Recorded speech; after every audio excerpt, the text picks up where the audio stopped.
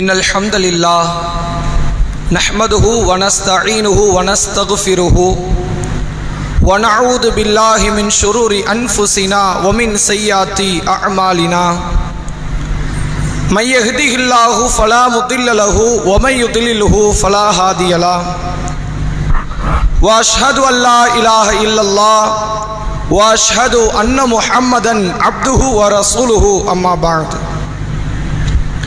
فقد قال الله تعالى في القرآن العظيم والفرقان المجيد يا أيها الذين آمنوا اتقوا الله حق تقاته ولا تموتن إلا وأنتم مسلمون يا أيها الناس اتقوا ربكم الذي خلقكم من نفس واحدة وخلق منها زوجها وبث منهما رجالا كثيرا ونساء واتقوا الله الذي تساءلون به والأرحام إن الله كان عليكم رقيبا يا أيها الذين آمنوا اتقوا الله وقولوا قولا سديدا يصلح لكم أعمالكم ويغفر لكم ذنوبكم ومن يطع الله ورسوله فقد فاز فوزا عليما. கண்ணியத்திற்கும் பெருமதிப்பிற்கும் உரிய எல்லாம் வல்ல அல்லாஹ்வின் நல்லடியார்களே, அல்லாஹுடைய பேரருளால் நாட்களில் மிக சிறந்த நாளான வெள்ளிக்கிழமையில் அந்த ஏக நாயனை வணங்கி வழிபட வேண்டும் என்கிற உயரிய சிந்தனையில் நாம் நமது வணிகங்களுக்கும் வியாபாரங்களுக்கும் அடைப்பை கொடுத்துவிட்டு அல்லாஹுடைய ஆலயத்தில் அவனது சிந்தனைக்காக நாம் அனைவரும் ஒன்று திரண்டு இருக்கிறோம். இந்த நல்ல தருணத்தில் பெருமானார் ஸல்லல்லாஹு அலைஹி வஸல்லம் அவர்கள் சொல்லித் தந்த ஒரு அழகிய போதனையை உங்களுக்கு மத்தியில் நான் நினைவுபடுத்த கடமைப்பட்டு இருக்கிறேன். அல்லாஹுடைய தூதர் அவர்கள் சொன்னார்கள், இதா குல்தலி சாஹிபிக அன்சித் யௌமல் ஜும்ஆத்தி வல் இமாம் யக்துபு.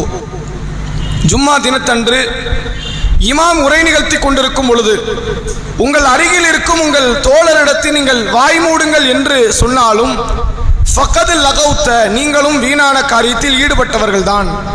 இந்த ஜும்மாவினுடைய அருமையை நன்மையை நீங்கள் இழந்து விட்டீர்கள் என்கிற கருத்துப்பட நபி அவர்கள் சொன்ன அந்த செய்தியை நாம் நமது உள்ளத்தில் ஆழ பதிந்து கொண்டு இந்த அமலில் நாம் முழுமையாக ஈடுபட வேண்டும். கண்ணியத்திற்குரியவர்களே, உங்களுக்கு மத்தியில் இந்த நேரத்தில் அல்லாஹுவால் மன்னிக்கப்படாத பாவம் என்ற தலைப்பின் கீழ் இஸ்லாமிய மார்க்கம் அதிகம் நினைவுபடுத்திய அதிகம் எச்சரிக்கை ஊட்டிய ஒரு செய்தியை, ஒரு கருத்தை உங்களுக்கு மத்தியில் நினைவுபடுத்தலாம் என நான் ஆசைப்படுகிறேன். அல்லாஹுவை பொறுத்தவரை அவன் தனக்கென்று எத்தனையோ பல நற்பண்புகளை வைத்திருக்கிறான். அந்த நற்பண்புகளுக்குரிய பெயர்களை சொல்லி அழைக்கும்படி அல்லாஹ்வே தன்னுடைய திருக்குரானிலே சொல்லித் தருகிறான். குலிது அல்லாஹ் அவிர் ரஹ்மான், நீங்கள் அல்லாஹ் என்று அழையுங்கள், ரஹ்மான் என்று அழையுங்கள். நீங்கள் எப்படி அழைத்தாலும் அல்லாஹ்வுக்கு அழகிய பல திருப்பெயர்கள் இருக்கிறது என்று அல்லாஹ் சொல்லுகிறான். அந்த அல்லாஹ்வுடைய திருப்பெயர்கள் அனைத்தையுமே ஈமான் கொள்வது இஸ்லாமியர்கள் மீது கட்டாய கடமை. ஒரு பெயரை மறுக்கிறீர்கள் என்றால் இந்த பெயரை நீங்க மறுக்கல, அல்லாஹ்வுடைய ஒரு பண்பை நீங்கள் மறுக்கிறீர்கள். அல்லாஹ் ரப்புல் ஆலமீன் தனக்கு ரஸாக், ரஸீக் என்று பெயர் வைத்திருக்கிறான், உணவளிப்பவன். இந்த பெயரை நீங்க மறுக்கிறீங்க அப்படின்னா அல்லாஹ்வுடைய ஒரு பண்பை நீங்கள் மறுத்து விட்டீர்கள். தெல்ல தெளிவான காஃபிர் என்பதற்கான அடையாளம் என்று மார்க்கம் சொல்கிறது. அப்ப அல்லாஹ்வுடைய பெயர்களை, அல்லாஹ்வுடைய பண்புகளை ஈமான் கொள்ளக்கூடிய நாம் ஒரு அடிப்படையை நாம் அதிகமாக தெரிந்து வைத்திருக்கிறோம். இறைவன் மிகப்பெரும் ரஹ்மான், மிகப்பெரிய ரஹீம், மிகப்பெரிய கஃபார், கஃபூர். அல்லாஹ் அளவற்ற அருளாளன், நிகரில்லா பேரன்புடையவன், எல்லா அடியார்களையும் எல்லா பாவங்களையும் மன்னிக்கக்கூடிய மன்னிப்பாளன் என்று நாம் புரிந்து வைத்திருக்கிறோம். நபிகள் பெருமகனார் ஸல்லல்லாஹு அலைஹி வஸல்லம் அவர்கள் சொல்லி இருக்கிறார்கள், லைலத்துல் கத்ர் இரவை நீங்கள் அடைந்தால் இன்ன பிரார்த்தனையை கேளுங்கள். அல்லாஹும்ம இன்னக அஃபுவுன் துஹிப்புல் அஃபுவ ஃபஅஃபு அன்னி. யா அல்லாஹ், நீ மன்னிப்பவன், மன்னிப்பதை விரும்புபவன், என்னை மன்னித்து விடு. இப்படி கேட்க சொல்றாங்க ரசூல். அல்லாஹ்ட்ட இப்படி கேளுங்க. லைலத்துல் கத்ர் இரவை அடைந்தால் எல்லா நாட்களிலும் இந்த துஆ கேட்கலாம், குறிப்பாக லைலத்துல் கத்ரில் கேளுங்கள். அல்லாஹ்வுடைய எந்த பண்பை சொல்லி கேட்க சொன்னார்கள் நபி அவர்கள்? அல்லாஹ்வுக்கு மிகப்பெரியத்திற்குரிய காரியமே மன்னிப்பு தான். எந்த அளவிற்கு நபி அவர்கள் சொன்னார்கள், சஹீஹ் முஸ்லிமிலே பதிவு செய்யப்பட்டிருக்கிற ஆதாரப்பூர்வமான நபிமொழி, மனிதர்கள் யாவரும் பாவமே செய்ய மாட்டார்கள் என்ற இடத்தை அடைந்தால், அப்படி இருக்க முடியாது.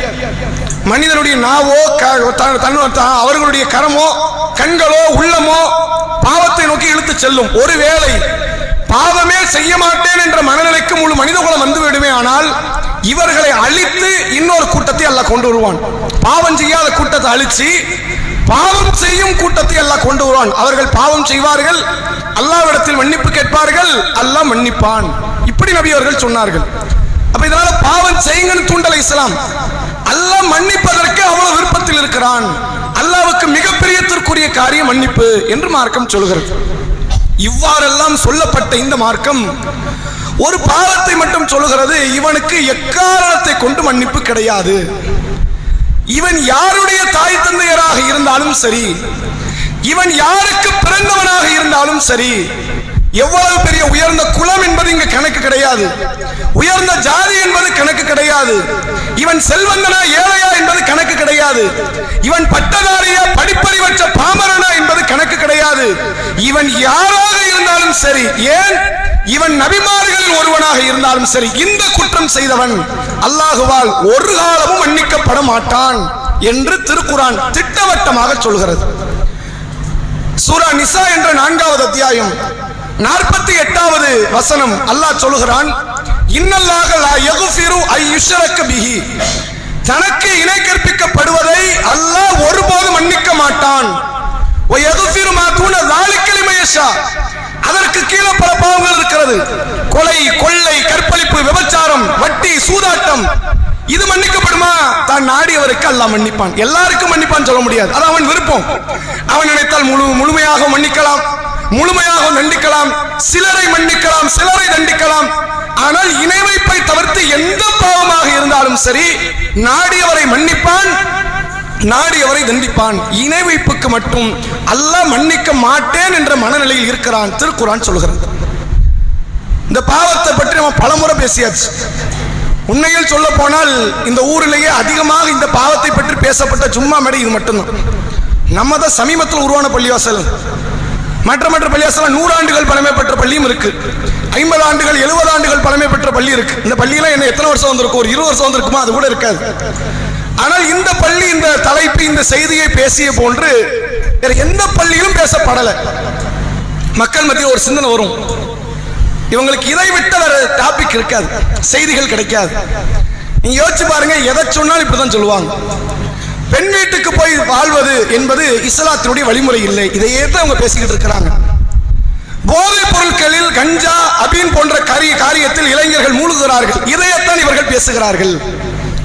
பிதாத்து செய்யாதுகள் ஃபாத்திகா ஓதுவது, அதே போன்று ராத்திப் ஓதுவது, கத்தம் ஓதுவது இஸ்லாத்தில் இல்லை, பிதாத்து கூடாது, இதையத்தான் இவர்கள் பேசுகிறார்கள். அது போன்று ஷிர்கை பற்றி பேசினால் இதையத்தான் பேசுகிறார்கள். எதை சொன்னாலும் எதை சொல்றாங்க, இதையத்தான் இவர்கள் பேசுகிறார்கள். வேற உங்களுக்கு டாபிக் இல்லை, தலைப்பு இல்லை. இது என்ன மனநிலை தெரியுமா? மக்கள் எதை எதிர்பார்க்கிறார்கள்? தீமையை தடுக்காதீங்க, நன்மையை மட்டும் எதைக்கிட்டே இருங்க. தொழுங்க, நோன்பு வைங்க, சக்காத்து கொடுங்க, ஹஜ்ஜு கொடுங்க, ஹஜ்ஜு செய்யுங்க, நல்லவர்களா இருங்க, நற்பண்புகளை பத்தி பேசுங்க. இதையே பேசிக்கிட்டு தான் பிரச்சனை இல்லை. தீமையை தடுக்காதீர்கள். இந்த மனநிலை தான் பல மக்கள்கிட்ட இருக்கிறது. இணை வைப்பை பற்றி பேசப்படுமே ஆனால் அது ஒரு வகையான முகச்சொலிப்பை ஏற்படுத்துகிறது. எத்தனை முறை இந்த தலைப்பை கேட்க, எத்தனை முறை இதே குர்ஆன் வசனத்தை படிக்க, எத்தனை முறை இதே மார்க்க செய்திகளை நம்ம காது கொடுத்து கேட்க என்ற ஒரு சலிப்பு சில மக்களுக்கு எழலாம். இன்னைக்கு நம்ம பார்க்க போறது இணை வைப்பினுடைய விபரீதத்தை பார்க்க போறது இல்லை. இந்த தலைப்பு எவ்வளவு முக்கியம் என்பதை நபிமார்களுக்கு அல்லாஹ் சொல்லிக் கொடுத்திருக்கிறான் என்பதை நீங்கள் பார்க்க வேண்டும். இந்த உலகத்திலே ஏராளமான நபிமார்கள் வந்திருக்கிறார்கள். நபி ஆதம் அலைஹிஸ்ஸலாம் அவர்களில் ஆரம்பித்து ஏராளமான நபிமார்களை அனுப்பினான். அந்த நபிமார்களுக்கு முத்திரையாக ஹாத்தமுன் நபியீன், நபிமார்களில் இறுதியாக பெருமானார் ஸல்லல்லாஹு அலைஹி வஸல்லம் அவர்களை அல்லாஹ் அனுப்பி இருக்கிறான். இந்த ஒவ்வொரு நபிக்கும் ஷரியத்துல மாற்றம் உண்டு. ஷரியத்துல தெரியுமில்ல, மார்க்க சட்ட திட்டங்களில் ஒருவருக்கு இருப்பதை போன்ற தொழுகை இன்னொருவருக்கு இருக்காது, ஒருவருக்கு இருப்பதை போன்ற நோன்பு இன்னொருவருக்கு இருக்காது, ஒருவருக்கு இருப்பதை போன்ற திருமண சட்ட திட்டங்கள் இன்னொருவருக்கு இருக்காது, ஒருவருக்கு இருப்பதை போன்ற ஹலால் ஹராம் இன்னொருவருக்கு இருக்காது. நிறைய செய்திகள் ஒவ்வொரு நபிமார்களுக்கும் மாறுபடும். மரியம் அலைஹிஸ்ஸலாமை பார்த்து அல்லாஹ் திருக்குர்ஆனில் சொல்கிறான், மரியமே நீங்கள் ஈசாவை பெற்றெடுத்து விட்டீர்கள், இந்த ஈசாவை கொண்டு போங்க சமுதாய மக்கள்கிட்ட. இவ்வளவு நாள் நீங்க தனிமையில இருந்தீங்க, ஊர் மக்களோடு இருந்து பிள்ளைய பெற்றா கூட சந்தேகம் வராது. தனியா இருந்து பிள்ளைய பெற்றிருக்கீங்க, சந்தேகம் வரும். யாராவது உங்களிடத்தில் கேட்டால் நான் ரஹ்மானுக்கு நோன்பு வைத்திருக்கிறேன், யாரிடத்திலும் பேச மாட்டேன் என்று சொல்லுங்கள். நோன்பு வச்ச பேசக்கூடாதுன்னு இருக்குதா? அல்லாஹ் மரியம் அலைஹிஸ்ஸலாமுக்கு சொல்றேன், அவங்க ஷரியத் வேற. அதே போன்று நீங்கள் பார்க்கலாம், வேறு சில நபிமார்களுக்கு ஹலால் ஹராமில ஒரு வித்தியாசத்தை அல்லாஹ் சொல்லி தருகிறான். நபி யாக்கூப் அலைஹிஸ்ஸலாமுடைய சந்ததியில் வந்த மூசா அலைஹிஸ்ஸலாம் அவர்கள் பனி இஸ்ரவேல் சமுதாயத்தினர்களுக்கு நமக்கு ஹராமாக்கப்பட்ட காரியங்கள்ல சிலது அவர்களுக்கு ஹலால், நமக்கு ஹலாலாக்கப்பட்ட காரியங்கள்ல சிலது அவர்களுக்கு ஹராம் என்ற நிலை இருந்தது. அப்ப நபிமார்களுக்கு முதல் என்ன மாறும்? சட்ட திட்டங்கள் மாறும், ஷரியத் மாறும், ஹலால் ஹராம் மாறும். ஏன்? அது அல்லாஹ் ஒவ்வொரு காலத்திற்கு ஏற்றவாறு சட்டத்தை கொடுப்பான். நம்ம ரசூலுல்லாஹ்வை எடுத்துக்கங்களேன், மக்காவில் இருக்கும் போது இருந்த சட்டம் மதீனால இல்லை. மக்காவில் இருந்த போது இருந்த ஹலால் ஹராம் மதீனால கிடையாது. மக்காவில் இருக்கும்போது நபி அவர்கள் வட்டியை பற்றி பேசல, மக்காவில் இருக்கும்போது நபிகளார் மதுவை பற்றி பேசல, விபச்சாரத்தை தடுத்தாங்க, கொலையை தடுத்தாங்க, கொள்ளையை தடுத்தாங்க, ஷிர்கை தடுத்தார்கள். எதை தடுக்கல? மதுவை தடுக்கல, வட்டியை தடுக்கல. அதை அவர்கள் வியாபாரமாக, குடிப்பழக்கத்தை ஒரு சாதாரண ஒரு நிகழ்வாக அவர்கள் பார்த்தார்கள். என்றைக்கு நபி கையில் ஆட்சி கிடைத்ததோ அன்றைக்கு வட்டி தடுக்கப்பட்டது, அன்றைக்கு மது தடுக்கப்பட்டது. இப்படி பலது. நபிகளார் வாழ்க்கையிலேயே ஒரு சில நாட்களில் இருந்த ஷரியத்து வேறு சில நாட்கள்ல கிடையாது. இந்த ஷரியத்துல மாற்றம் இருந்துச்சுல, ஷரியத்துக்கு அடுத்தபடி அதுக்கு முன்னாடி இஸ்லாம் சொல்லுகிறது கொள்கை, அக்கீதா என்று சொல்லுகிறது. அக்கீதான என்ன? எதை நம்ப வேண்டும், எதை நம்ப கூடாது. இந்த நம்பிக்கை சார்ந்த காரியத்திற்கு இஸ்லாம் அக்கீதா என்று சொல்கிறது. இதுல எந்த நபிமார்களுக்கு மத்தியிலும் மாற்றம் கிடையாது. ஏதாவது ஒரு நபி வந்து விதியெல்லாம் கிடையாதுப்பா, அதெல்லாம் சும்மா, அது போன நபிக்கு சொன்னாங்க, இந்த நபி கிடையாது, அப்படி சொன்னாங்களா? கிடையாது. ஏதாவது ஒரு நபி இந்த மாணவர்கள் தான் கிடையாது, அதெல்லாம் சும்மா அந்த நபி சொல்லி இருப்பாரு, அது அவங்க நபிக்கு மட்டும்தான், நம்ம சமுதாயத்துக்கு கிடையாது, மாணவர்கள் நம்பாதீங்க என்று பேசியிருப்பாரா? பேசல. ஏதாவது ஒரு நபி வந்து மறுமையெல்லாம் கிடையாது, சொர்க்கம் கிடையாது, நரகம் கிடையாது, விசாரணை கிடையாது, அது அவங்கள பயமுறுத்த அந்த நபிக்கு சொன்னது, அந்த சமுதாயத்துக்கு மட்டும் தான் மர்மம் உண்டு, நம்ம சமுதாயத்துக்கு மர்மம் கிடையாது என்று பேசினார்களா? இந்த நம்பிக்கை சார்ந்த விஷயம் இருக்கிற ஆதம் அலைஹிஸ்ஸலாம் அவர்கள் எதை சொன்னாரோ எல்லா நபிமார்களும் அதைத்தான் சொன்னார்கள், இறுதி தூதரும் அதைத்தான் சொன்னார்கள். இந்த நம்பிக்கையிலேயே மிக பிரத்யோகமான நம்பிக்கையாக இஸ்லாம் எதை சொல்கிறது? ஏகத்துவம் என்கிற ஓர் தெய்வ வழிபாடு, ஓர் இறை வழிபாட்டை தான் இந்த அக்கீதாவிலேயே தலைமைத்துவமாக இஸ்லாத்தினுடைய ஆணி வேறாக இஸ்லாம் பார்க்கிறது. யார் ஒருவனுக்கு ஓர் இறை கொள்கை இல்லையோ அவன் எத்தனை பெரும் நன்மைகளை செய்தாலும் சரி, அவனை இஸ்லாம் முஸ்லிமாக பார்க்கவில்லை, அவனை அல்லாஹ்வை நம்பியவனாக பார்க்கவில்லை, அவனை திட்டவட்டமான காஃபிராக இஸ்லாம் அறிவிப்பு செய்கிறது. அதே நேரத்தில் ஒருவன் அல்லாஹ்வை தெளிவாக நம்பியவன் இஸ்லாத்தினுடைய சில செயல்பாட்டு ரீதியான காரியத்தில் ஒருவன் குறை வைப்பானே ஆனால் அவன் இஸ்லாம் காஃபிர் என்று சொல்லவில்லை, அவன் பாவி, பாவத்தை செய்யக்கூடியவன், அல்லாஹ்வுடைய வார்த்தைக்கு, இறை தூதருடைய வார்த்தைக்கு கட்டுப்படாதவன். ஆனால் ஒரு காலத்திலும் அவன் காஃபிராகி விட மாட்டான். இஸ்லாம் இந்த அக்கீதாவை இப்படிப்பட்ட நிலையை சொல்லித் தருகிறது. நபி நூஹ் அலைஹிஸ்ஸலாமை பற்றி அல்லாஹ் திருக்குர்ஆனிலே சொல்கிறான். சூரா அல்-அஹ்ராஃப் வார்த்தை அழகா கவனிங்க. நூஹ் அலைஹிஸ்ஸலாம் போய் மக்கள் மத்தியிலே சொல்கிறார்கள், யா கௌமி உபுதுல்லாஹ், என் சமுதாயமே நீங்கள் அல்லாஹ்வை வணங்குங்கள், மாலக்கும் மின் இலாஹின் கைருஹு, அவனை விடுத்து உங்களுக்கு வணங்கப்படுகிற வேறு தெய்வமே கிடையாது. நூஹ் அலைஹிஸ்ஸலாம் தன் சமுதாயத்தை நோக்கி சொன்னார். என்ன சொன்னார்? சமுதாயமே அல்லாஹ்வை மட்டும் வணங்கு, அல்லாஹ்வை விட்டு உனக்கு வேறு தெய்வம், வேறு கடவுள் கிடையாது. இப்படி பேசினாரா? நூஹ் நபியை தொடர்ந்து அடுத்த சமுதாயத்துக்கு நான் தூதரை அனுப்பினேன்னு நல்லா பேசணும். ஆது என்கிற ஒரு சமுதாயம் வலிமை பெற்ற, மலைகளை குடைந்து வாழ்ந்த, உலகத்திலேயே இவர்களுக்கு நிகராக உடல் வலிமை வேறு எந்த சமுதாயத்திற்கும் கிடைக்காத அந்த ஆது சமுதாயத்திற்கு ஹூத் என்கிற இறை தூதரை அல்லாஹ் அனுப்புகிறான். அது வேற சமுதாயம். நூஹ் நபி அவங்க சமுதாயம் எல்லாமே அழிக்கப்பட்டுருச்சு. பல ஆயிரம் வருஷங்கள் அவங்க வாழ்ந்தது. அவங்களை கடந்து அதுக்கு அடுத்த சமுதாயத்தை அல்லாஹ் கொண்டு வந்திருக்கிறான். ஹூத் அலைஹிஸ்ஸலாம் என்ன சொன்னாங்க தெரியுமா? எடுத்த எடுப்புல முதல் பிரச்சாரம், யா கௌமி உபுதுல்லாஹ், என் சமுதாயமே அல்லாஹ்வை வணங்குங்கள், மாலக்கும் மின் இலாஹு கைருஹு, மாலக்கும் மின் இலாஹு கைருஹு, உங்களுக்கு அவனை விடுத்து வேறு எந்த விதமான கடவுள் கிடையாது. நூஹ் நபி சொன்ன வார்த்தையில ஒரு எழுத்து மாத்தாம அவர் பேசுறார். ஒரு எழுத்து மாறணும்ல, அதே கருத்தையாவது வேற வார்த்தையை சொல்லியாவது மாத்தலாம்ல. நூஹ் நபி என்ன சொன்னாரு? அல்லாஹ் மட்டும் வணங்க, அல்லாஹ்வுக்கு இணை வைக்காத, வேற கடவுள் வணங்காத. இவர் அதே கருத்தை அதே கொள்கையை வேற வார்த்தையிலே சொன்ன, வார்த்தை கூட மாறலையாம். யா கௌமி உபுதுல்லாஹ் மாலக்கும் மின் இலாஹின் கைருஹு, என் சமுதாயத்தவர்களே அல்லாஹ்வை வணங்குங்கள், உங்களுக்கு அவனை விடுத்து வேறு கடவுளே கிடையாது. இதை தொடர்ந்து அடுத்த இறைத்தூதர் வரார். யார் வருகிறார்? ஷுஐப் என்று அழைக்கப்படுகிற ஒரு இறைத்தூதர் மதியன் நகருக்கு அல்லாஹ் அனுப்புகிறான். இந்த மதியன் நகரன் பிற்காலத்தில் நபி மூசா அலைஹிஸ்ஸலாம் அவர்கள் தஞ்சம் புகுந்து திருமணம் முடித்த நகரம். இது ஆரம்பத்தில் நடக்குது. அந்த நகரத்திற்கு ஒரு இறைத்தூதரை அல்லாஹ் அனுப்புகிறான், ஷுஐப் என்ற இறைத்தூதர். அவர் வந்த உடனே மக்கள்கிட்ட முதல்ல செய்யற பிரச்சாரம், யா கௌமி உபுதுல்லாஹ் மாலக்கும் மின் இலாஹின் கைருஹு, என் சமுதாயத்தவர்களே அல்லாஹ்வை வணங்குங்கள், அல்லாஹ்வை விடுத்து உங்களுக்கு வேறு இறைவன் இல்லை. ஒரு எழுத்து மாறல. அடுத்த சமுதாயம் நூஹ் நபி சமுதாயத்திற்கு நூஹ் நபி சொன்னார். அடுத்த தலைமுறை தாண்டுகிறது. நூஹ் நபி வாழ்ந்தது 1000 ஆண்டு காலம். அடுத்த தலைமுறை வருகிறது. அப்போது ஹூத் அலைஹிஸ்ஸலாம் வருகிறார். எழுத்து மாற்றாமல் அந்த கொள்கையை சொல்கிறார். அடுத்த ஒரு இறைத்தூதர் வருகிறார். அவர் எழுத்தை மாற்றாமல் கொள்கையை சொல்கிறார். அதை தொடர்ந்து இன்னொரு வருகிறார், சாலிஹ் என்று அழைக்கப்பட்ட ஒரு இறைத்தூதர். அவர் வந்து சொல்கிறார், யா கௌமி உபுதுல்லாஹ் மாலக்கும் மின் இலாஹின் கைருஹு, என் சமுதாயத்தவர்களே அல்லாஹ்வை வணங்குங்கள், அல்லாஹ்வை விட்டு உங்களுக்கு வேறு ஒரு இறைவன் கிடையாது, தெய்வம் கிடையாது. எழுத்து மாத்தாம பேசுறான். நபிமார்கள்ட்ட இருந்த அந்த கொள்கையிலே ஆக உயர்ந்த கொள்கையில் மிக பிரத்யோகமாக முதல் கட்டமாக எடுத்து சொல்லப்பட்டது இந்த ஏகத்துவம். ஏகத்துவம் சாதாரண கொள்கையா? இன்னைக்கு பார்க்கலாம், அரசியல் காரணங்களால் ஏகத்துவம் தவிடுபடியாக்கப்படுகிறது. சினிமாவை காரணம் வைத்து ஏகத்துவம் தவிடுபடியாக்கப்படுகிறது. இவன் யாரை நேசிக்கிறானோ அப்படிப்பட்டவனை வணங்க வேண்டும் என்ற நிலைப்பாட்டுக்குள்ள போயிடுறான். அட, இஸ்லாத்தின் கொள்கை இது இல்லையப்பா. ஒரு இறைத்தூதர் உயிர் விடல, எல்லா இறைத்தூதரும் பாடுபட்டது இந்த ஒற்றை வார்த்தைக்காக, லா இலாஹ இல்லல்லாஹ்வுக்காக.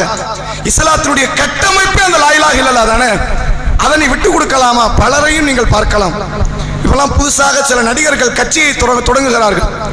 அதுல வந்து பெண்கள் அணி செயலாளர் என்று ஒரு மாவட்டத்தில் ஒரு இஸ்லாமிய பெண் முக்காடை அணிந்து இப்படிப்பட்ட தலைவனைத்தான் நாங்கள் எதிர்பார்க்கிறோம், வணங்குகிறோம் என்று பேனர் அடிக்கிறாங்க. ஒரு இஸ்லாமிய பெண், என் தலைவன் வந்துட்டான், இனிமேல் தமிழ்நாட்டை புரட்ட போறான், உன் தலைவன் வந்து உலகத்தையே புரட்டுமே, அட என்னமும் பண்ணட்டுமப்பா, உன் கொள்கை இதுவா? உன்னை படைத்தவன் யாரு? உன் மற்ற அல்லாஹ்வால் படைக்கப்பட்ட படைப்பு எது உனக்கு தெரிய வேண்டாமா? இந்த கொள்கையை அழுத்தம் திருத்தமாக மக்கள் மத்தியிலே எடுத்து சொன்ன இறை தூதர்களில் மிக முக்கியமான ஒருவராக நபி இப்ராஹிம் அலைஹிஸ்ஸலாமை அல்லாஹ் சொல்கிறான். இப்ராஹிம் அலைஹிஸ்ஸலாம் வாழ்க்கையை பங்கு பிரித்து பார்த்தோம் என்றால் எல்லா நற்குணத்திற்கும் இப்ராஹிம் நபி வாழ்வில் இருந்து ஒரு முன்னுதாரணம் எடுக்கலாம். எல்லா தீய குணத்திற்கும் இப்ராஹிம் நபியினுடைய சமுதாயத்தில் இருந்த அந்த இணை வைப்பாளர்களிலிருந்து ஒரு கெட்ட முன்னுதாரணத்தை எடுக்கலாம். அப்படிப்பட்ட ஒரு சமுதாயமாக இப்ராஹிம் நபியினுடைய சமுதாயம் இருந்தது. ஒரு தலை சிறந்த தலைவராக, ஏகத்துவத்தினுடைய தந்தையாக நபி இப்ராஹிம் அலைஹிஸ்ஸலாம் இருந்தார்கள். இப்ராஹிம் அலைஹிஸ்ஸலாம் தன் தந்தையை அழைத்து சொன்னார், என் தந்தையே, நீங்கள் எதை வணங்குகிறீர்கள் தெரியுதா உங்களுக்கு? எதையுமே பார்க்காத, எதையுமே கேட்காத, எதையுமே தராத, எந்த விதமான உனக்கு பயன் தராத, உங்களுக்கு பயன் தராதவற்றை நீங்கள் வணங்குகிறீர்களே, தெரிந்து கொள்ள வேண்டாமா? என் தந்தையை உங்களுக்கு கிடைக்காத ஒரு ஞானம் எனக்கு கிடைச்சிருக்குது, என்ன பின்பற்றுங்கிறார். யா அபத்தி லா தாபுது ஷைத்தான், என் தந்தையே, நீங்கள் அல்லாஹ்வை விட்டுவிட்டு ஷைத்தானை நீங்கள் வணங்காதீர்கள். இந்த ஷைத்தான் அந்த ரஹ்மானுக்கு நன்றி கெட்டவனாக இருக்கிறான் என்று ஏகத்துவத்தை முன்மொழிவதில் தான் இப்ராஹிம் அலைஹிஸ்ஸலாமுக்கும் இப்ராஹிம் அலைஹிஸ்ஸலாமுடைய சமுதாயத்திற்கும் மத்தியிலேயே பிரச்சனை. இப்ராஹிம் அலைஹிஸ்ஸலாம் ஒழுக்கத்தை போதித்தார் என்று அங்க சண்டை கிடையாது. இப்ராஹிம் அலைஹிஸ்ஸலாம் நேர்மையை போதித்தார் என்று சண்டையா? இப்ராஹிம் அலைஹிஸ்ஸலாம் வாய்மையோடு இருந்தார் என்பதற்கு சண்டையா? இவ்வளவு இப்ராஹிம் நபி இருந்துச்சு. நேர்மை இருந்தது, ஒழுக்கம் இருந்தது, வாய்மை இருந்தது. எந்த அளவிற்கு மறுமை நாளில் இப்ராஹிம் அலைஹிஸ்ஸலாம் பயப்படுகிறார்கள், 3 போய் சொல்லிவிட்டேன், அல்லாஹ்விடத்தில் எனது நிலை என்னன்னு தெரியல. அப்ப வாய்மையாளர் என்பதனால் அந்த சமுதாயம் தடுக்கல. அப்ப நீங்க வாய்மையாளரா இருங்க, ஒழுக்க சீலரா இருங்க, நேர்மையானவரா எல்லாம் இருந்துக்கங்க. இந்த கொள்கையை கொண்டு வரியல்ல, அங்கதான் பஞ்சாயத்து. அதை மட்டும் கொண்டு வராதீங்க. வேற என்னத்தை சொன்னாலும் சரி, அது சேர்ந்து இருப்போம், கலந்து பேசுவோம், நமக்கு தேவைப்பட்ட எடுப்போம் முடிவு, அது வேற. கொள்கையை கொண்டு வராதீர்கள் என்றுதான் இப்ராஹிம் அலைஹிஸ்ஸலாம் வெறுக்கப்பட்டார்கள், வேற இருக்கப்பட வேண்டும் என்று துடித்தார்கள் அந்த மக்கள். நெருப்பு குண்டத்தை வளர்த்தது என்ன காரணம்? இப்ராஹிம் அலைஹிஸ்ஸலாம் ஒழுக்கம் உள்ளவராக இருக்கிறார், நமக்கு ஒழுக்கத்தை போதிக்கிறார், சரிபட்டு வராது, இப்ராஹிமை நெருப்பு குண்டத்தில் தள்ளுவோம் என்று முடிவெடுத்தார்களா? முழுக்க முழுக்க அவர்கள் உள்ளத்தையும் கண்ணையும் உறுத்தியது இந்த ஏகத்துவ கொள்கை. இதை விட்டு வைக்கவே கூடாது, இந்த கொள்கை விட்டு வைக்க கூடாது என்றால் இந்த தூதரை விட்டு வைக்க கூடாது என்று முடிவெடுத்தார்கள். அதற்கு அப்படியே ஒத்த ஒரு இறை தூதராக அல்லாஹ்வுடைய தூதரையும் நாம் சொல்லலாம். ரசூலுல்லாஹ் 13 ஆண்டு காலம் மக்கால வாழ்ந்தாங்க. முதல் 3 ஆண்டு கால ரகசிய பிரச்சாரம், அடுத்த 7 ஆண்டு கால பகிரங்க பிரச்சாரம், அடுத்த 3 ஆண்டு காலம் சொந்த மக்காவில் இருந்த நாடு கடத்தப்பட்டு வெளியே ஒரு பகுதியில் தங்க வைக்கப்பட்டார்கள் நபிகளாரும் நபியினுடைய தோழர்கள் தோழியர்கள். இந்த 13 ஆண்டு காலம் அவங்க வச்ச டிமாண்ட் என்ன தெரியுமா? கொள்கையை விட்டுருங்க. பிரச்சனை என்ன? இந்த கொள்கை வேண்டாம், வேற வேற விஷயங்களை நம்ம பேசிக்குவோம். அது பிள்ளைகளை கொல்லலாமா வேண்டாமா, திருடலாமா வேண்டாமா, விபச்சாரம் பண்ணலாமா வேண்டாமா, அது சரி வருமா வராதா, அது வேற, நம்ம தனியா பேசிக்கலாம். இந்த கொள்கை விட்டு விடுங்கள், இந்த கொள்கை வேண்டாம். அல்லாஹ்வுடைய தூதர் அவர்களுக்கு அல்லாஹ் மதீனா நகரத்தை நோக்கி வழிகாட்டுறாங்க, போங்க ஹிஜ்ரத்துக்குன்னு. தொடர்ந்து வருகிறார்கள் அந்த காஃபிர்கள். ரசூலுல்லாஹ் மக்கால இருக்கும்போது ஒரு பிரச்சாரத்தை செய்தார், ஒரு கொள்கையை நிலைநாட்டினார், ஒரு மார்க்கத்தை கட்டமைத்தார். உனக்கு வெறுப்பு வருது, ஒருத்தர் போயிட்டார்ல, அப்ப விட்டுற வேண்டியதானே? இந்த யதார்த்த சிந்தனை பாருங்களேன். அவர் போயிட்டார், அவர் கொள்கை கொண்ட மக்களும் ஓடிட்டாங்க.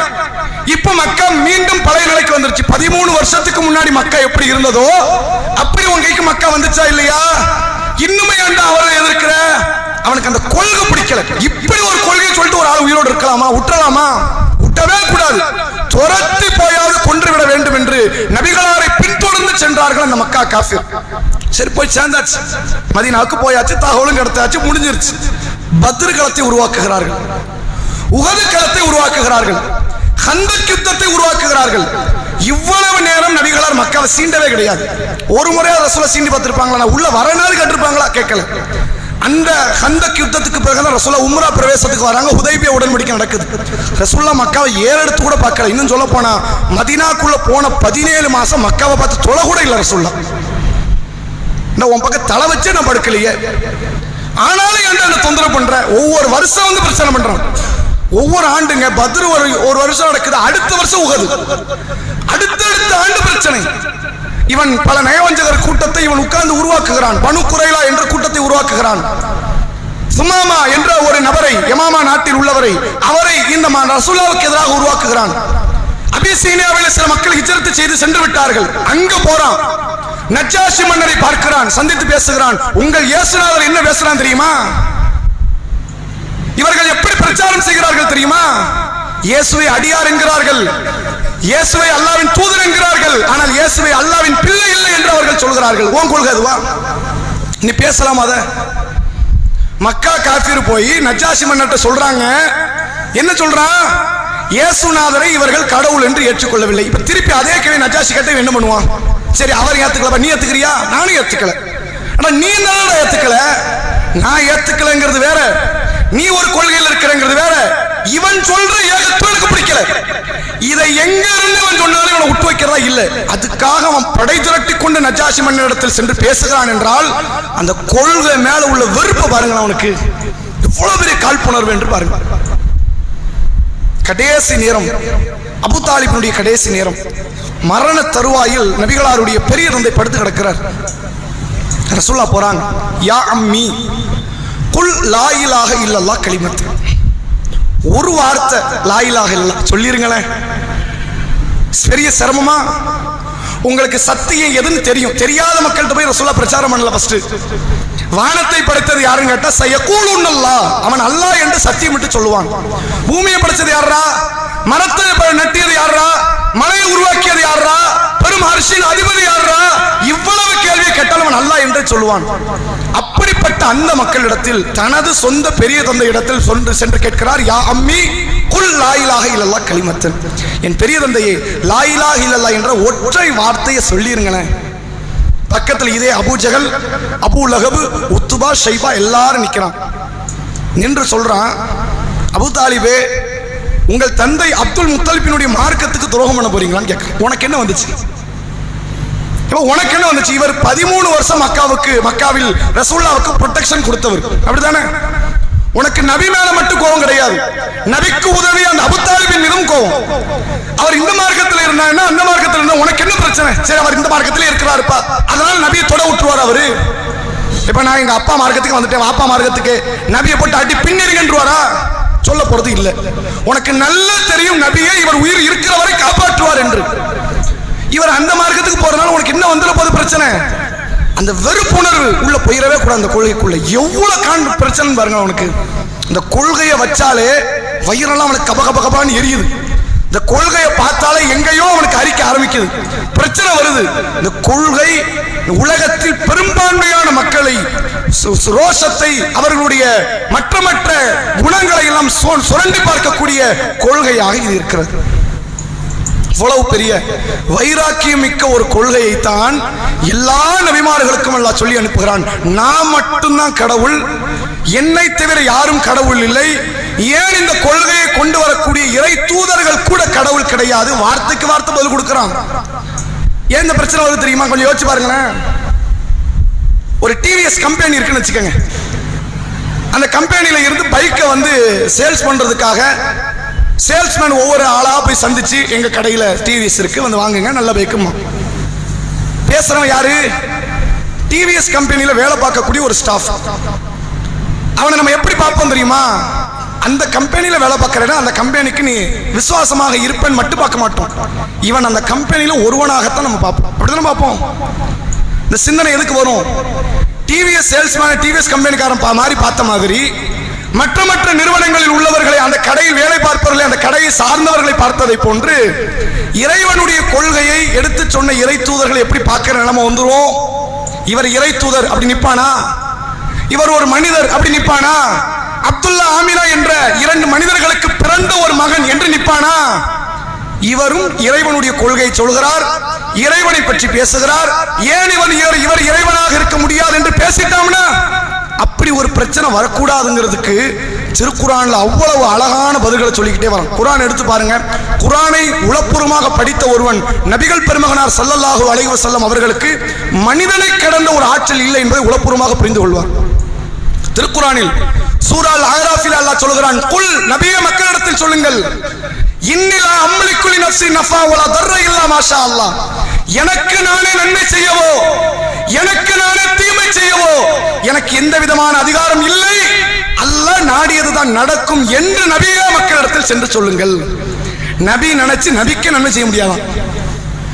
இந்த கூத்தை எங்க போய் சொல்ல?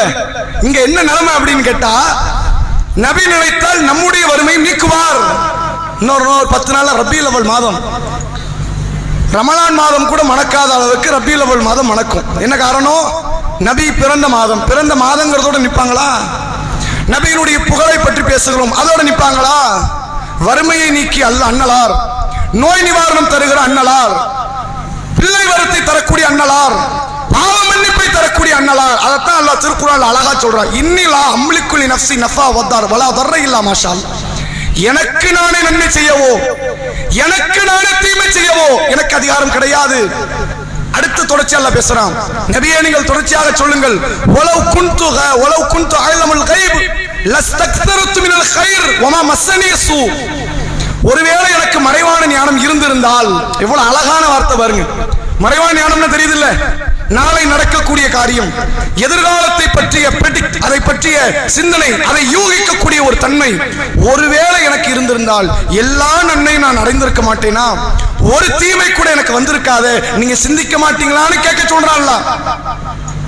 நபி கடவுள் இல்லை, கடவுளுடைய அந்தஸ்து இல்லை, இறைவன் என்றால் ஒருவன் தான்.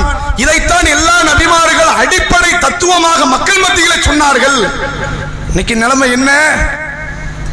எந்த ஏகத்துவ கொள்கை மக்கள் மத்தியிலே பிரச்சாரம் செய்யப்பட்டதோ அந்த முஸ்லிம் மக்கள் எந்த ஏகத்துவத்திற்காக பல நூற்றுக்கணக்கான நபிமார்களில் இருந்து கொல்லப்பட்டார்களோ, ஊர் நீக்கம் செய்யப்பட்டார்களோ, விரட்டப்பட்டார்களோ, துன்புறுத்தப்பட்டார்களோ அந்த முஸ்லிம்கள் எந்த ஏகத்துவ கொள்கைக்காக நபியினுடைய தோழர்கள் எல்லாம் உலகமெல்லாம் பறந்து வியாபித்து மக்கள் மத்தியில் இந்த ஏகத்துவத்தை சொன்னார்களோ அதே முஸ்லிமான மக்கள் தாடி வைத்த, கிரண்டை காலுக்கு மேல் ஆடை அணிகிற, முக்காடு அணிகிற இந்த இஸ்லாமிய ஆண்கள், இந்த இஸ்லாமிய பெண்கள் இன்றைக்கு இணைவிப்பினுடைய பாதை நோக்கி செல்கிறார்கள். இஸ்லாத்துடைய எல்லாத்தையும் கட்டமைச்சிட்டான், அடிப்படை பேஸ்மெண்ட் ஆணி வேற அறுத்து எறிஞ்சிட்டு போறோம்.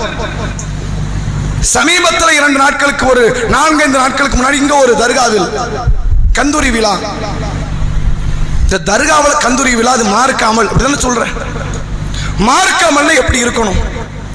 தொழுகை நடக்குதுலாங்க, எங்கேயாவது இமாம் டப்பாங்குத்து டான்ஸ் போடுறாரா? வாங்க வாங்க இக்காம சொல்லியாச்சு வாங்க அப்படின்னு ஒரு 2 நிமிஷம் டான்ஸ் போட்டு ஆடுற தொழுகிறாரா? தொழுவல. நோம்பு துறக்கிற நிகழ்ச்சி, சகர் நிகழ்ச்சி பார்த்திருக்கீங்களா? வாங்க நோம்பு துறக்க போற, வாங்க ஒரு 2 நிமிஷம் டான்ஸ் போட்டுட்டு நோம்பு துறப்போம் அப்படி பண்றாரா? ஹஜ்ஜுக்கு போறாங்கல்ல, பல லட்சக்கணக்கான முஸ்லிம்கள் போய் அங்க நிக்கிறாங்களே, ஹஜ் செய்யறாங்களே, ஒரு நபராவது ஒரு பாட்டு விஷயத்தை பாடுவாங்களா? ஒரு டான்ஸ் ஆடுவாங்களா? அந்நிய பொம்பளை கையை பிடிச்சிட்டு ஆடுவாங்களா? தொழுகையில் இல்லாத, நோன்பில் இல்லாத, ஹஜ்ஜில் இல்லாத காரியம் தர்காவில் நடக்குதுன்னா தர்கா இஸ்லாத்தில் இல்லைன்னு அர்த்தம். இதை விட வேற என்ன சான்று வேணும்? தொழுகையில காட்ட முடியுமா? ஒருத்தனை காட்டுங்க பார்ப்போம். உலகத்துல எந்த பள்ளிவாசல்லையாவது தொழுகையில் பாட்டு போட்டுக் கொண்டு தொழுதான் காட்டு, நோன்பு வைத்துக் கொண்டு பாட்டு போட்டுக் கொண்டு நோன்பு திறந்தான் என்று காட்டு, ஹஜ் அமலிலே பாட்டை போட்டுக் கொண்டு ஹஜ்ஜை நிறைவேற்றினார் என்று காட்டு. அங்க நடக்கலையே, அது இஸ்லாத்துல இருக்குது. இங்க நடக்குது, ஏன் இது இஸ்லாத்துல இல்ல? இதை விட சான்று காட்ட முடியுமா? குடிபோதையில் பல இளைஞர்கள் கடற்கரையிலும் மற்ற பகுதியிலும் பெண்களுக்கும் ஆண்களுக்கும் பெரும் அச்சுறுத்தலாக நடக்கிறார்கள். நம்ம வந்த புதுசுல எல்லா இடத்திலுமே மக்கள் எல்லாம் பார்த்தவரை எல்லாரும் சொன்ன கருத்துக்கள் என்ன தெரியுமா? மது அதிகமாகிறது, கஞ்சா அதிகமாகிறது, அபீன் அதிகமாகிறது, போதை பழக்கம் அதிகமாகிறது, தர்கா அதிகமாகுது. அதான் இந்த கஞ்சா அதிகமாகுது. நீங்க தர்கா முழுசம் முடிச்சிருங்களேன், இவனுக்கு வேற வழியே கிடையாது. எங்க போவான்? தண்ணி அடிக்கவும் சாராயம் குடிக்கவும் வேற போக்கிடம் கிடையாது இல்ல. இதுக்கு நீங்கள் பெரிய அளவுல விழாக்களை எடுத்து இப்படிப்பட்ட குடிகார ஜென்மங்களுக்கு நீங்கள் வாய்க்கரிசி கொடுக்கக்கூடிய நிலைதான் இந்த குடிகாரர்களை வளர்த்து விடக்கூடிய நிலையில் இருக்கிறது. நான் மீண்டும் சொல்கிறேன், இதற்கு முன்பு ஒரு முறை நினைவுபடுத்தியதுதான். போதை பழக்கம் அதிகமாகிக் கொண்டிருக்கிறது. காயல் பட்டினத்திற்கே உண்டான மாண்பு சிதைக்கப்பட்டு படுகொலியிலே தள்ளப்படுகிறது. இந்த சிதைக்கப்படுகிற இந்த மாண்பு எப்படி ஒட்ட நிலையை கொண்டு வரும் என்றால், ஊப்பியிலே ஒரு பெண் தனியாக பயணிக்க முடியாது என்ற நிலையை அந்த மக்கள் உருவாக்கி வைத்து விட்டார்கள். கல்கத்தாவிலோ வேற எந்த மாநிலத்திலேயோ ஒரு பெண் இலகுவாக தனிமையில் இருக்க முடியாது என்ற நிலை வந்துவிட்டது. அது தமிழகத்தில் இப்ப உருவாகுது. கேவலத்திலும் கேவலம் முஸ்லிம் மொஹல்லாக்குள்ள உருவாயிட்டா இல்ல உருவாகாது. இஸ்லாமிய பிள்ளைகளை நாங்கள் ப்ரொடெக்ட் ஒண்ணுமே பண்ண முடியாது. எப்போது நீங்கள் மது அருந்தக்கூடியவர்கள் கையில் அதிகாரத்தை தருகிறீர்களோ, மது அருந்தக்கூடியவர்களை நீங்கள் பார்த்தும் பார்க்காமல் வேடிக்கை பார்த்துக் கொண்டிருக்கிறீர்களோ, அவன் நாளைக்கு உங்க வீட்டு புள்ள மேல கைய வைப்பான். கை கட்டி வாய் பொத்தி அமைதியாக நிற்பதை தவிர உங்களுக்கு வேற வழி இருக்காது. போன வாரம் மெகாபோன் பிரச்சாரம், ஒரு தெருவில் போய் நின்று பேசுறோம். அந்த தெருவில் என்ன சொல்றோம்னா, மது அருந்தாதீர்கள், இஸ்லாத்துல கிடையாது, இஸ்லாம் அப்படி சொல்லி தரல. ஒருத்தர் குடிச்சிட்டு வரான் ஒரு இஸ்லாமியன், எங்க தெரு மட்டும் தான் கிடைச்சதா? இப்ப வேற எந்த தெருலப்பா பேச? எல்லாத்தையும் பேசியாச்சப்பா, வேற எங்கனாலும் போய் என் தெருக்கு வராதேங்கிறான். உன் தெருவில் ஒரு பொம்பளை வந்து நின்று டான்ஸ் ஆட என்ன பண்ணுவ? அடுத்து எங்க போற? அந்த தெரு, இந்த தெருல ஆடும். இந்த ஊருக்கு இருக்கிற மாண்பு போச்சா? எப்பவும் தீமை தடுக்கப்படுகிறது, என் தெருக்கு வராதேங்கிறான். நான் ஷிர்க்க பத்தி பேசலப்பா அந்த தெருவில், அதுவும் கொள்கையா இருக்கலாம்.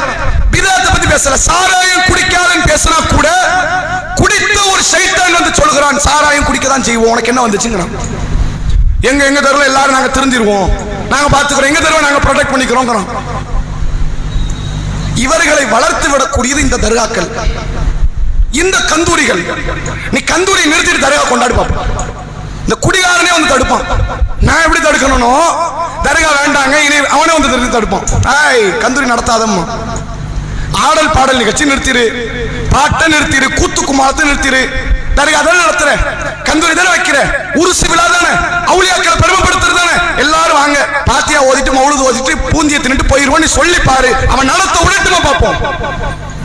அவன் உங்களை வைத்து பகடக்காய் ஆடிக்கிட்டு இருக்கிறான். அதை புரியாமல் ஏதோ தர்காவுக்கு ஆதரவு ரொம்ப அதிகம், அவுளியாக்கள் புகழ் பாடுகிறோம், மனத்தனமா தெரிய வேண்டாமா இது?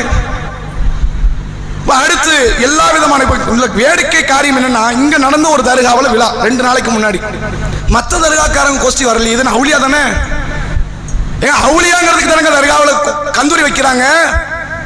மத்த ஆள் வந்திருக்கணும்ல, மத்த தெருக்கள் இருக்கிறாங்கல்ல, அவுளியாக்களில் தலை சிறந்த பட்ட பல அவுளியாக்களை நாம் அடக்கம் செய்து தர்காவில கொண்டாடக்கூடிய மக்கள் ஏன் வரல?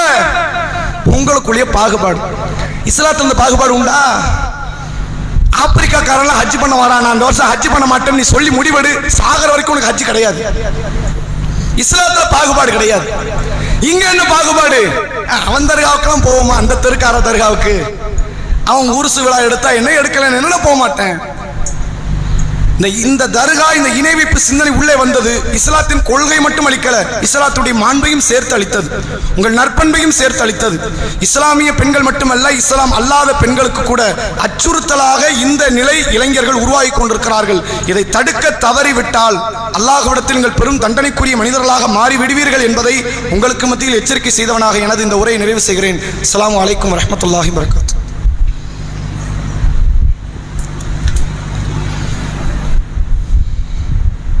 நஹ்மதுஹு வ நுஸல்லி அலா ரசூலின் கரீம். அம்மா பாத். கொஞ்சம் முன்னாடி வாங்க, வெளியே நிற்கிறாங்க, கொஞ்சம் முன்னாடி விலகி வந்து. கண்ணியத்திற்குரிய எல்லாம் அல்ல அல்லாஹ்வின் நல்லடியார்களே, நபி இப்ராஹிம் அலைஹிஸ்ஸலாம் என்ற ஒரு தலைப்பின் கீழ் 10 மாத கால தொடர் பிரச்சாரத்தை நாம் கையில் எடுத்து ஏறத்தாழ 2 மாதங்களை நாம் 2-3 மாதங்களை நிறைவு செய்திருக்கிறோம். வரக்கூடிய செப்டம்பர் மாதம் முழுமையாக இணை வைப்பு அந்த கொள்கை இஸ்லாத்தினுடைய ஆணிவேரை அதை அறுத்தெறியக்கூடிய வகையில் இருக்கிறது என்பதை இப்ராஹிம் அலைஹிஸ்ஸலாம் அவர்கள் அந்த சமுதாய மக்கள் மத்தியிலே செய்த அந்த போராட்டங்களும் அந்த தியாக உணர்வும், இணை வைப்புக்கு எதிராக இப்ராஹிம் அலைஹிஸ்ஸலாம் செய்த சூளுரையும், அது பற்றிய தகவல்களை வரக்கூடிய 1 மாத காலம், அது சும்மா பிரசங்கமாக இருக்கலாம், அல்லது உள்ளரங்கு பயான் நிகழ்ச்சிகளாக இருக்கலாம், அல்லது வெளியே இருக்கக்கூடிய பெண்கள் பயான், தெருமுனை கூட்டம், மெகாபோன் பிரச்சாரம், இது அனைத்துமே இணை வைப்புக்கு எதிரான ஒரு பிரச்சாரத்தை நாம் கையில் எடுக்க இருக்கிறோம். சகோதரர்கள், சகோதரிகள், இந்த இணை வைப்பில் நான் விலகிவிட்டேன் என்ற மனநிலை கொண்டவர்கள் சனிக்கிழமை மீன்வாசிகளை போன்றுதான் நீங்கள். நான் ஷிர்க் வைக்கல, நான் தர்காவுக்கு போகல, நான் மௌலூது ஓதல, நீங்கள் சனிக்கிழமை மீன்வாசிகளில் இருக்கிறீர்கள். எப்ப அதிலிருந்து விலக முடியும்? இனி ஒருவன் ஷிர்க் வைத்தால் நான் குறைந்தபட்சம் அது ஏண்டா பண்ற, அது தப்புடான்னு சொல்லுவேன். செய்யாதடா அப்படின்னு அவனுக்கு ஏவுவேன். குறைந்தபட்சம் இனி சுற்றி உள்ள மக்களையாவது நான் அவர்களை திருத்துவதற்கு பாடுபடுவேன் என்ற மனநிலையில் உள்ளவர்கள் மட்டும்தான் அந்த சனிக்கிழமை வாசிகள் இருந்து தப்பித்தவர்கள். ஒக்கூனு கிருதத்தன் காசியின், இழிந்த குரங்குகளாக மாறுங்கள் என்று அல்லாஹ் கட்டளையிட்டான். யாருக்கு கட்டளையிட்டான்? மீன் பிடிக்க சென்றவர்களுக்கும் கட்டளையிட்டான், தீமையை தடுக்காதவர்களும் கட்டளையிட்டான். தீமையை தடுத்தவர்கள் மட்டும்தான் தப்பித்துக் கொண்டார்கள். அதற்கான காரணத்தை அவர்கள் ஆரம்பத்திலே சொன்னார்கள். தடுக்காத கூட்டம் வந்து கேட்டார்கள் இவரிடத்துல, அவன் போனா போயிட்டு போறான், நம்ம வேலையை பார்க்க வேண்டாமா? இங்கு பல மக்களுடைய மனநிலை இதுதான். நம்ம தான் தனியா பள்ளியாசை கட்டிட்டோம்ல, தர்கா வேண்டாம் தர்கா வேண்டாம் விலகிட்டோம்ல, நம்மள ஒரு காலத்துல வெறுத்தான், இப்பதான் ஒதுக்கி வச்சுட்டோம்ல, நம்ம பள்ளிவாசல இருக்கிறோம், அல்லான்னு அமல் செய்யறத சொல்லி கொடுங்களேன், அல்லான்னு நம்ம நன்மையை செஞ்சுட்டு போயிருவோமே. சனிக்கிழமை வாசிகள் இதான் உண்மை. அப்போது அந்த தீமையை தடுத்த மக்கள் சொன்னார்கள், காலு மகாதரல்லா, அல்லாஹ் எங்களை பாதுகாக்கணும் தான் நாங்களே இதை செய்யறோம். இவனை தடுக்கிறது என்னுடைய சுயலாபம் கிடையாது, இவனை தடுப்பது அவனுடைய பொது லாபமும் கிடையாது. என்ன காரணம்? அல்லாஹ் என்ன பிடிச்சிருவான், என்ன தண்டிச்சிருவான், அவன் தண்டிக்க கூடாது என்பதற்குத்தான் நான் பிரச்சாரம் செய்கிறேன் என்று சொன்னார்களே, அதன் விளைவு அவர்கள் உண்மையில் தண்டிக்கப்படலை. இங்க பல மக்களினுடைய மனநிலை என்ன? நான் திருந்து விட்டேன், நான் நேர்வழிக்கு வந்து விட்டேன். நேர்வழிக்கு வந்துட்டீங்களா? எடுத்து சொல்லாதவர்கள் அல்லாஹ்விடத்தில் பெரும் குற்றவாளிகளாக பார்க்கப்படுவார்கள் என்பதை உங்களுக்கு மத்தியில் நாம் நினைவுபடுத்திக் கொள்கிறோம். இன்ஷா அல்லாஹ் வரக்கூடிய இன்றைய நாள், நாளை மறுநாள் 3 நாட்கள் அசருக்கு பிறகு மெகாபோன் பிரச்சாரமும், மகரிப்புக்கு பிறகு உள்ளரங்கு பயான் நிகழ்ச்சியும் நடைபெற இருக்கிறது. சனிக்கிழமை தோறும் நாம் ஏழைகளுக்கு உணவளிக்கக்கூடிய நிகழ்வை நடத்தி கொண்டிருக்கிறோம். இதற்கும் உங்களுடைய பொருளாதாரத்தை அதிகமாக வாரி வழங்கும்படி கேட்டுக்கொண்டு எனது உரையை நிறைவு செய்கிறேன். அஸ்ஸலாமு அலைக்கும் வரஹ்மத்துல்லாஹி வபரகாத்துஹு.